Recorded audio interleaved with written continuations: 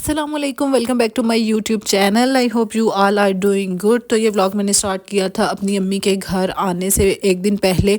अच्छा, जब मैंने अम्मी के घर आना होता है ना, तो तब मुझे होता है कि मैक्सिमम जो अपने छोटे मोटे काम है ना वो ख़त्म करके आऊँ। अच्छा, जैसा कि अब मौसम भी जो है वो चेंज हो रहा है और सर्दियों वाले कपड़े और बिस्तर वगैरह समेटने थे और गर्मियों वाली जो कपड़े और चीज़ें थी वो निकालनी थी। तो बस मैंने आहिस्ता आहिस्ता थोड़ी बहुत चीज़ें पहले जो है गर्मियों वाली निकाल ली थी, कपड़े जो थे वो समेट लिए थे। लेकिन अभी तक बस मौसम इस तरह से हो रहा है, एकदम से बारिश होती है तो मौसम चेंज हो जाता है, इसीलिए सर्दियों की कुछ चीज़ें बाहर ही थी, अभी समेटने के लिए थी। तो सबसे पहले सुबह उठ के मैंने कहा साथ के जो ईद के कपड़े हैं वो प्रेस कर लूँ, क्योंकि मैंने ईद तक रुकना था। तो सबसे पहले मैंने ये काम किया। और इससे पहले मैं अपनी सर्दियों की बेडशीट्स जो थी वो मशीन में धुलने के लिए डाल आई थी, ताकि मेरे पास एक और दिन था तो मैं उसको धूप लगवा के जो है सारी चीज़ें समेट के जाऊँ।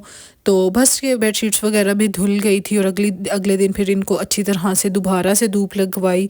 और फिर जो अपना कंफर्टर था उसको भी उसी पैकेट में रैप करके दोबारा वापस रखा, और उसके साथ जो बेडशीट्स भी थी सर्दियों वाली वो भी अपनी समेट दी, और लगे हाथों गर्मियों की भी कुछ बेडशीट्स निकाल ली। इफ्तार के बाद हम लोग ज़रा शॉपिंग पे निकल गए। हमें कुछ चीज़ें चाहिए थे, कपड़े वगैरह तो हम लोग पहले मैक्सिमम ले चुके थे ईद के, क्योंकि ये अभी इस तरह का टाइम होता है कि बिल्कुल भी कुछ मिलता ही नहीं है। जो चीज़ें होती हैं ऑफ पे वो बिल्कुल गंद पड़ा हुआ होता है पिछले साल का, और जो ईद कलेक्शंस होती हैं उनकी प्राइसेस तो आसमान से बातें कर रही होती हैं। इसीलिए मैं कोशिश करती हूँ अपनी ईद की शॉपिंग मैक्सिमम या स्पेशली कपड़े जो हैं वो मैं ना रमज़ान से पहले ही ले लूँ, और जो जूते और ज्वेलरी वगैरह छोटी मोटी चीज़ें हैं वो तो हर एंड तक चलती ही रहती हैं। तो यहाँ पे ये हम लोग साया और अलकरम वगैरह पे गए थे। हर इन पे तो कुछ था ही नहीं। सफ़ायर पे थोड़े प्यारे अच्छे कपड़े थे, लेकिन उनकी प्राइसेस थोड़ी ज़्यादा थी इस दफ़ा।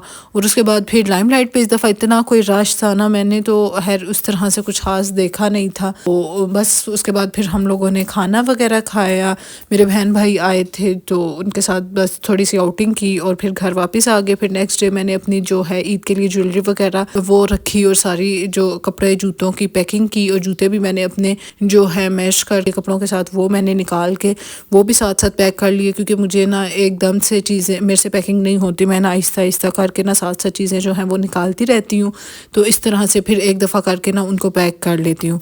तो इसी तरह मैंने थोड़े थोड़े इस तरह से कपड़े जूते निकाले थे जो मुझे लग रहा था कि ये जूता हाँ इस सूट के साथ जाएगा, तो वो बस इसी तरह से ना मैंने थोड़ा बहुत करते करते निकाल ली थी। तो बस फिर एंड पे मेरे पास कपड़े रह गए थे निकालने वाले, बस वो तो मुझे पता ही था कि कौन कौन से लेके जाने हैं, तो वो निकाल ले। और उसके बाद थोड़ी सी अपनी पैकिंग वगैरह की, शाम में इफ्तार की तैयारी वगैरह की, और वही रूटीन आइटम्स थी जो डे फर्स्ट से बनती आ रही हैं। और यहाँ पे एज़ यूजुअल मेरे पास कुछ चीज़ें कम हो गई थी, तो वो मैंने फूड पैंडा से ऑर्डर कर दी। और अच्छा, यहाँ पे ना मैं ये फहीता स्पैगेटी बना रही थी। जिंजर गार्लिक पेस्ट में मैंने अपने जो चिकन को अच्छी तरह से पका लिया था, फिर वेजिटेबल्स को अलग से हल्का सा सौते कर लिया, और बस थोड़ा सा वही जो पैक के अंदर मसाला था वो यूज़ किया, और साथ थोड़ी सी काली मिर्च और नमक डाल दिया। और एंड पे मैंने चाउमीन की सॉस डाली थी, जो कि मैंने पहले भी आप लोगों के साथ में शॉर्ट्स में शेयर की है।